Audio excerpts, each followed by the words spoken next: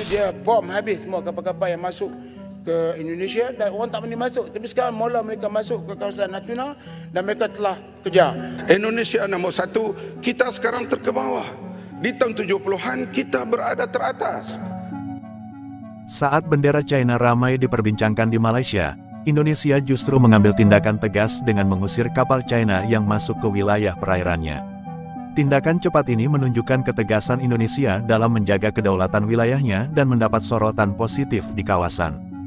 Hal ini membuat sebagian masyarakat Malaysia menyadari pentingnya kehadiran Indonesia sebagai kekuatan yang berperan dalam menjaga stabilitas di Asia Tenggara.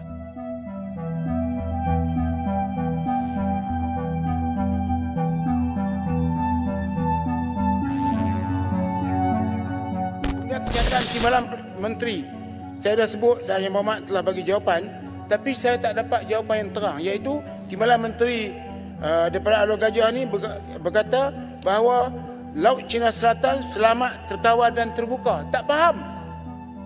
Selamatkah Laut Cina Selatan sekarang? Terkawal ke atau tidak? Apa maksud terbuka? Terbuka yang saya tahu adalah laluan tanpa di-anchor South. Tapi apakah benda ini berlaku? Kita lihat bahawa ini Indonesia telah menghalau kapal-kapal nelayan Cina yang cuba masuk ke Indonesia. Indonesia saya ucap tahniah sebab dulu menterinya lagi hebat, iaitu dia bom habis semua kapal-kapal yang masuk ke Indonesia dan orang tak berani masuk. Tapi sekarang mula mereka masuk ke kawasan Natuna dan mereka telah kejar. Indonesia sekali lagi mengusir kapal pengawal pantai China di Laut Natuna Utara, mencetuskan satu lagi ketegangan berhubung sempadan maritim. Jurucakap Badan Keamanan Laut Bakamla, Kapten Yohanis Antara, mengesahkan insiden itu berlaku kemarin. Beliau mendakwa ketika KN Pulau Dana 323 berkomunikasi dengan kapal China melalui radio, kapal CCG 5402 mendakwa ia sedang melakukan rondaan di perairan itu dan meminta kapal Indonesia supaya tidak mendekat demi keselamatan pelayaran.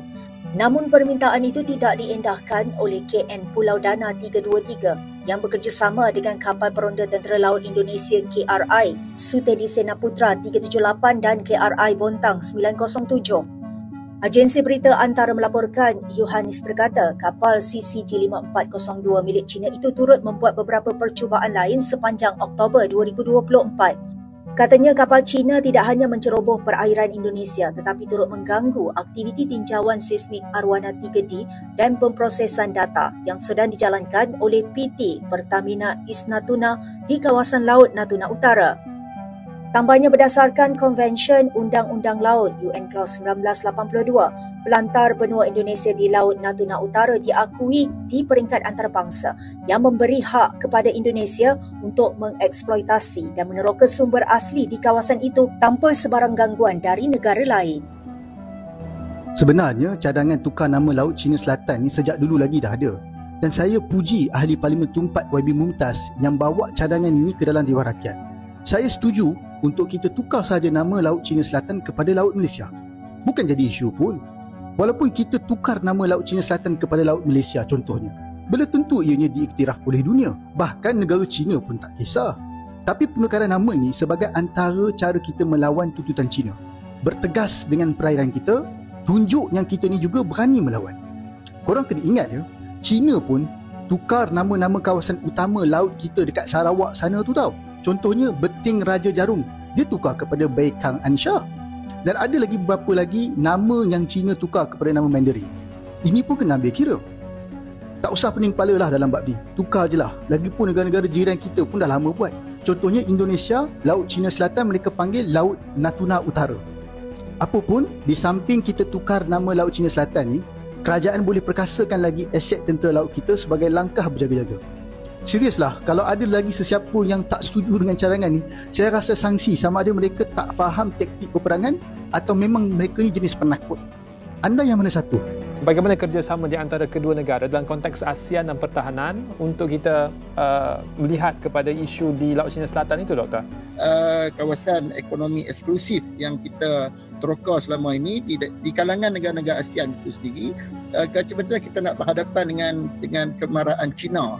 Jadi dalam aspek ini kepakaran yang dipunyai oleh Bapak Presiden Prabowo ini yang merupakan individu ketiga yang pernah terlibat dalam aspek ketenteraan ni, termasuklah juga beliau pernah menjadi Menteri Pertahanan. Kalau kita lihat dulu dia ada merupakan pesaing kepada Presiden Jokowi itu sendiri, tetapi selepas selesai pilihan raya, ini yang bagusnya mengenai politik Indonesia ini, apabila beliau, walaupun beliau tewas dalam pemilihan yang sebelum ini, tetapi beliau tetap menerima jawatan apabila dilantik oleh Presiden Jokowi yang sebelum ini sebagai Menteri Pertahanan. Jadi beliau menerima pelantikan tersebut. Ini menunjukkan satu keadaan harmoni, keamanan yang baik ke dalam politik Indonesia itu sendiri, apabila orang yang bertembung dalam pilihan raya akhirnya boleh bersama-sama duduk dalam kabinet.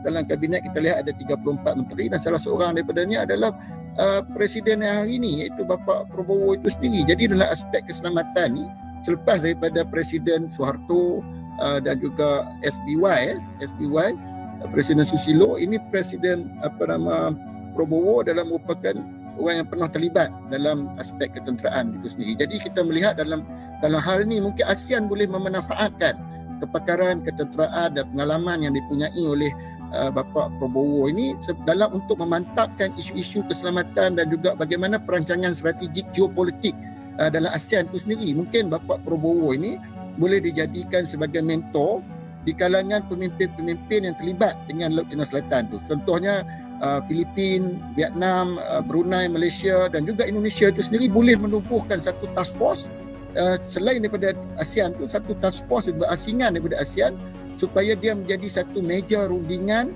untuk membolehkan apa plan tindakan yang boleh dilakukan oleh negara-negara ASEAN yang mempunyai sempadan dan kepentingan berpotensi tinggi mengenai Laut Cina Selatan itu sendiri. Jadi dia kena ada satu caucus, satu komiti, satu jawatan kuasa, task force yang mungkin Bapak Prabowo boleh mencadangkan sesuatu perkara yang melibatkan kesemua negara yang terlibat dengan masalah ataupun konflik yang melibatkan hubungan Malaysia-China mengenai Laut Cina Selatan itu sendiri, atas kapasiti beliau dan pengalaman beliau sebagai orang yang pernah terlibat dengan strategi ketenteraan dan juga strategi keselamatan. Kedudukan laut, udara dan sebagainya di Asia Tenggara, kita berada di tempat yang paling bawah. Vietnam jauh ke hadapan, Indonesia nombor 1, kita sekarang terkebawah. Di tahun 70-an kita berada teratas. Malu kita kalau pergi peringkat antarabangsa sekarang. Tapi saya akan berusaha menjadikan Malaysia great again, akan jadi nombor 1 semula.